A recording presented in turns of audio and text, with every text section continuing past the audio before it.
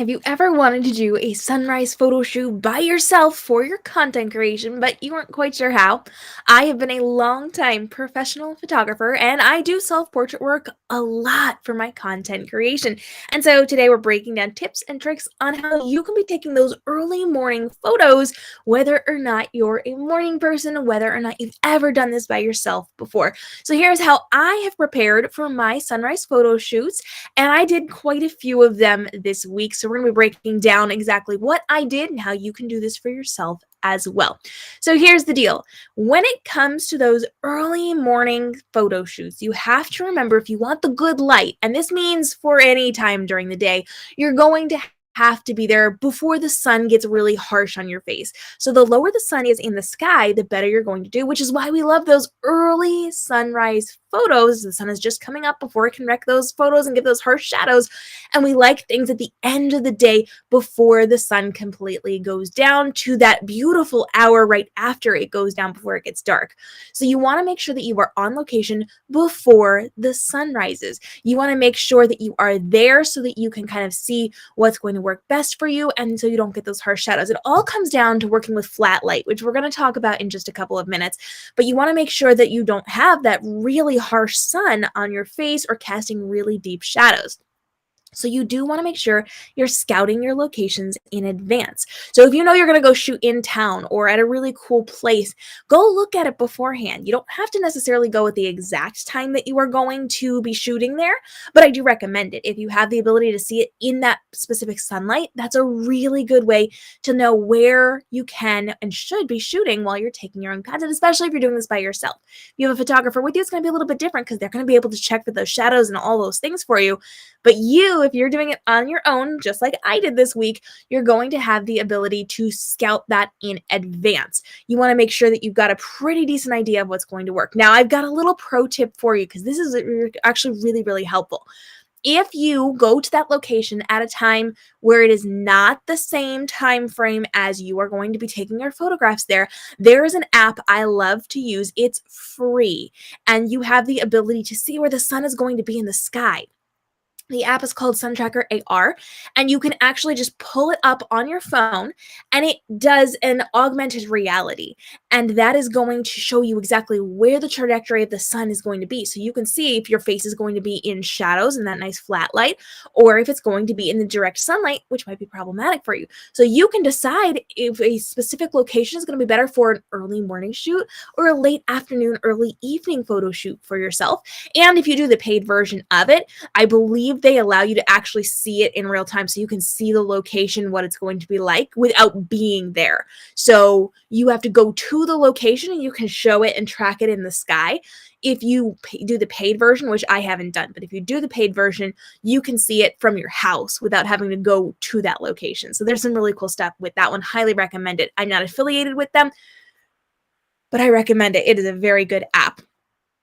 Okay, let's keep talking a little bit. I want to show you some photos. We're actually going to break these down in just a minute, but let me show you what we're talking about when I'm talking sunrisey photos, those early morning, like 6, 7, 8 in the morning. You're going to see how we've got different things with a beautiful, beautiful light there. And I'm actually going to break down some of this for you in just a minute, but you can see how we're getting this gorgeous sunlight without it being super, super harsh on my face as we were taking these photos. So we're going to come back to this in just a minute. We're going to break that down, but we want to make sure that we're bringing the right things with us when we go to these photo shoots. So remember, we're arriving before the sun comes up. You want to get there before the sun is peeking out. There's a good about an hour of this early morning light where you still have the ability to see, so you're not going to be driving in the dark. You have the ability to move around and like do all the things, but it's before the sun kind of peeks up over the trees, the buildings, the whatever. This should be your traveling time. And if you're doing scouting before you take the photos, this is the good time to scout as well. Then you want to make sure you are there when the sun starts to come up. Now, you do want to make sure you've got all of your equipment with you. And I highly recommend, if you're shooting content by yourself, that you're using tripods and a remote shutter release. And we're going to break those down for you because there are some really interesting things. But I have all these things that I recommend linked down below so that you can see these as well and grab the exact ones that I use if you want. Those are my affiliate links. And so you want to make sure you grab those because those are top of the line. So you want to make sure you are using your tripods when it comes to creating your content, whether you're filming on your phone or your camera, you're taking photos on your phone or your camera. You want to make sure that you're using a tripod, because in most locations, you're not going to have somewhere to prop it up. Now, there are a lot of different things you can be doing. You can prop up your camera source. You can absolutely try it, but you're going to be very limited depending on where you are on location. Now, I use very tall tripods because sometimes I'm standing higher up. Remember, I had some of those photos for you where I was, let me pull that up, on a staircase, and I was actually shooting from a lower floor, and I had to go up on the stairs, and I needed to shoot that straight on. So I had a very tall tripod, and there are differences in tripods. I've got a bunch of them linked down below for you if you're on the YouTube channel, and I recommend ones with separated legs. I typically right now tend to use ones that have one long piece coming out of the center and just three little legs at the bottom. I prefer three independent legs because then you can move them and adjust them to different heights so that it's straight on, and you can do it when you're photographing on a hill. I have this really cool alley in town that has artwork everywhere, but I can't shoot on my tripod if I'm taking just my travel-y tripod, I call it, because it's not stable. It has all the legs attached and they have to be on a flat surface. So if you have a tripod with adjustable legs that are independent of each other, then you can shoot something like that. So you want to make sure that you are thinking about the tripods you're using, and always bring extra. Tripods are cheap. You can get cheap tripods or the heavy duty stuff that's a little bit more expensive. Invest. Black Friday is a fantastic time to get tripods because they have them for like $5 at a bunch of stores. Grab as many as possible because if you're anything like me, you're going to beat them up pretty good. Now, another cool thing is that they do have tracking tripods, and I talk about this in a lot of my videos. This is something where I have attached my phone, and I'll be filming my photo shoots as I'm doing them. Now, sometimes I will have little like normal collapsible tripods for cell phones. That's what I was getting at. And those are fantastic, but they just hold my camera steady. If I use this one, it actually tracks me through a camera in the device. I do not have to be inside of an app, although I do have reviews on all of some really cool pieces of content. I think I have 3 different tracking tripods for you. You can check out to see which is going to be the best fit for you, but this one doesn't require an app, and it was the cheapest of all of them. So that linked down for you directly. But this was great for following me around for content. So it looked like I had somebody there filming me because it moved when I moved and it looked like someone was actually tracking my movements, which elevates my content.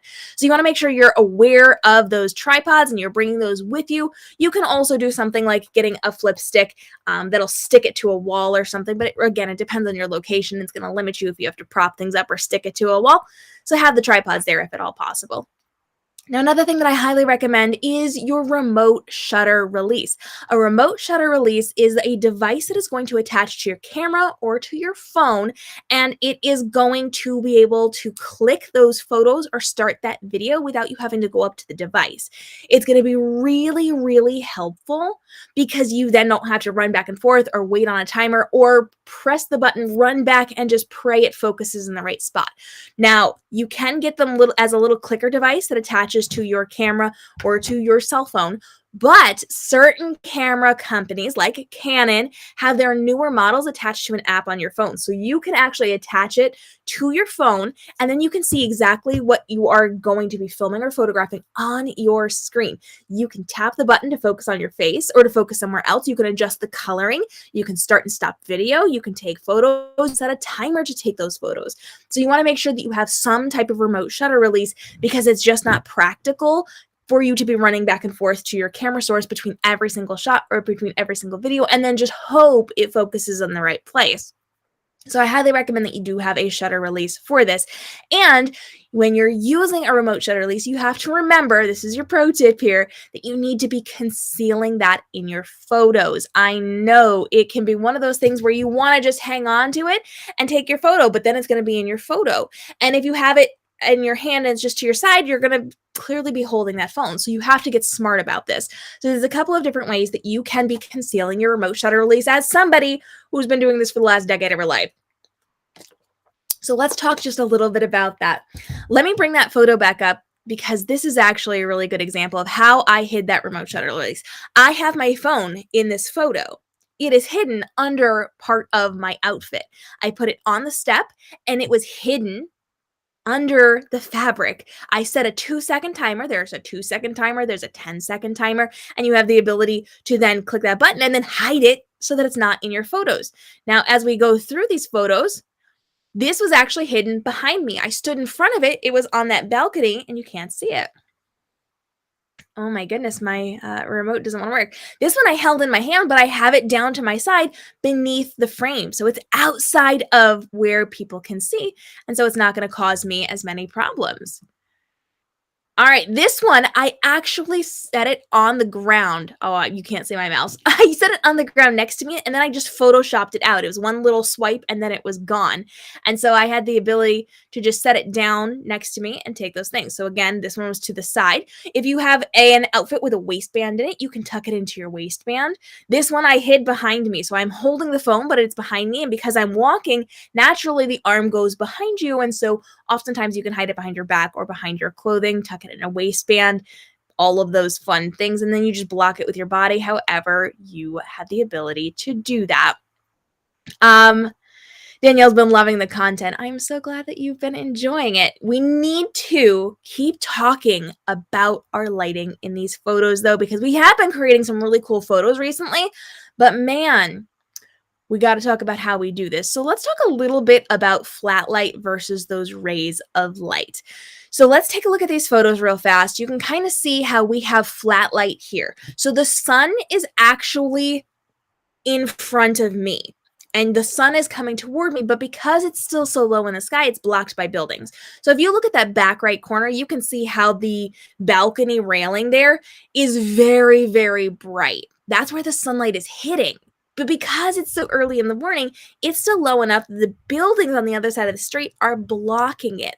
So I was in this beautiful flat light. Flat light means it's not harsh. You can't really tell where it's coming from. You do have the ability to take gorgeous photos in flat light. So if you have the opportunity to find open shade or like a covered area, that's going to result in the best photos for you. If you take photos later on in the day, you are going to have trouble because you're going to have harsh shadows. It's going to make dark circles under your eyes. It'll have weird things. Your skin will be glowing and glaring and all of those awful things, and you don't want that to happen. So you got to be looking for the open light. That flat light's going to be the best for you. Some photographers like to sculpt with light, so they'll like sculpt your face with the light and where they have the light sources. I love flat light. I hardcore love flat light. But let's look at this. Now we've got this light coming in from behind me. You can see where it's illuminating me. And now it's not flat light. You can see part of me is in shadow and part of me is highlighted. So you can tell where that light source is coming from.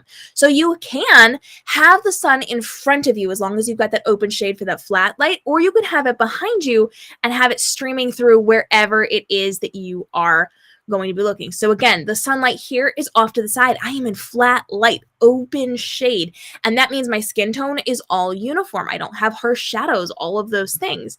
Now, with something like this, I've got the sun coming from behind me. So you can see how it's illuminating part of my hair. And because it's still early, I have that flat light in front of me. So the front part of me is not super dark. If it were much later in the day, I would be very, very dark because I would be in shadows. Here, I'm not in those shadows. I'm just picking up that flat light in front of me, and then I'm able to kind of have that illuminated light wrapping around me. Again, we've got that flat light here, so you can kind of see there is light happening, but it is hidden behind trees and a building across the street. That makes for really good photos. And this is across the street where that light is coming through. So you can see how the light is coming through, but I'm bending and warping it. I am enhancing those rays of light by using objects to block and manipulate my light. So because that light is coming through, I have the ability to then have that gorgeous, like those rays of light coming through because I'm using things like trees or my head in this case, or those buildings to block and manipulate some of that light. In fact, if you look at my TikTok this morning, I have the most gorgeous video that I shot inside of a bagel store a couple days ago with the sunlight just streaming through. I wonder if I could pull this up for you because it is absolutely magnificent the way that the way that that light just came through, and that's just the natural lighting because it was blocked by that window and coming in a very specific way. So you can enhance those rays of light by using objects to block it so that you can be doing really, really well with that. Okay, so once you have scouted your area, you've looked through and done all of the really great things, you're going to want to make sure you start shooting. And I highly recommend bringing multiple outfits. For this blue photo shoot right here, I actually wore this blue jumpsuit that then I could hold out and kind of make look like a dress. But I also brought a wraparound top. So I haven't published those photos yet, but I made it look like a different outfit because I had another top that I wrapped around it, or I popped on top of it, or a skirt that I pulled up over it. So same top, but different bottom, same bottom, but different top. Bring multiple outfits. You can outright bring different outfits if you have somewhere that you can change. There are pop-up tents that allow you to change. If you've got an in-person location with like a restroom that you can borrow or a room that you could borrow, you can do that there. Otherwise, you're going to keep on your main staple outfit and you're going to swap out skirts, tops, jackets, sweaters, accessories. You're just going to make them look different, even though it's pieces of the same outfit. Now, another thing that I highly recommend is for you to film everything. If you're taking photos, I want you to have another device filming you. So bring all the devices that you can. I understand you're going to be taking these photos by yourself, so you don't want 1,000,000,001 different things. But if you can have an extra camera, or if you can have an extra phone or a tripod or whatever, you're going to want to use those. So even if, and please hear me, this is a pro tip, even if your phone is being used to connect to your camera to take those photos as your remote shutter release, if you have an older model phone, you can use that to film. Filming video does not require wireless. It does not require data. You can just film on your device. Now, I have multiple phones and old devices, so I've got myself covered here, but you can even get something like another version of an iPad or a phone or whatever and film from there. Just make sure it's good quality if you're going to be filming from behind the scenes. But always film everything and use it as backup content. And as you're filming, please remember, you're filming behind the scenes, so you taking photos of yourself, but also before you switch a location, set your remote shutter release down and just work with your video for a minute. Walk toward it, walk away from it, do a couple little B-roll things, and then switch to the next location. And that actually brings me to my next point. I want you to be overshooting your content and trying multiple angles. So as I was doing this, I didn't put them all in here, but I actually had different versions of this. So with this one, this was all on the same street. This was within a couple of feet of each other.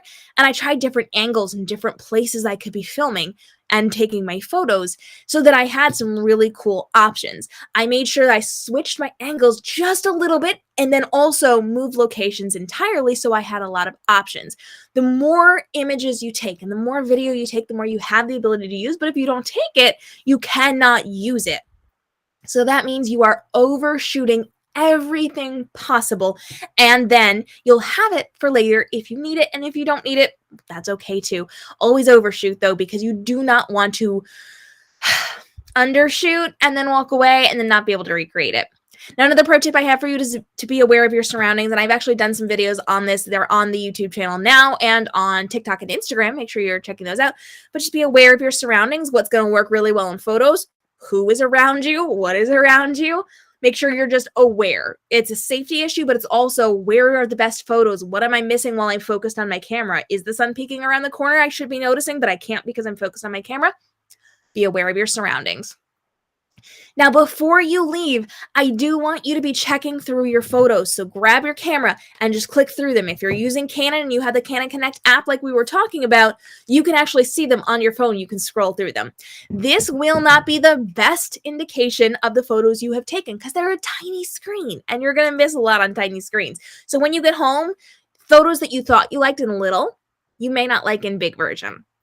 And you may have missed things in the little version as well, but it'll give you a decent idea if you got okay photos. If you go through them on the little screen, you're like, I think I got some stuff, you're probably good. But if you can tell on the little screen there's a problem, you're going to be able to reshoot it or reposition yourself. So always check, because it's going to be really, really important, because once you walk away, it is too late. So check them even before you switch from one location to the next. Just make sure you got the angle that you want.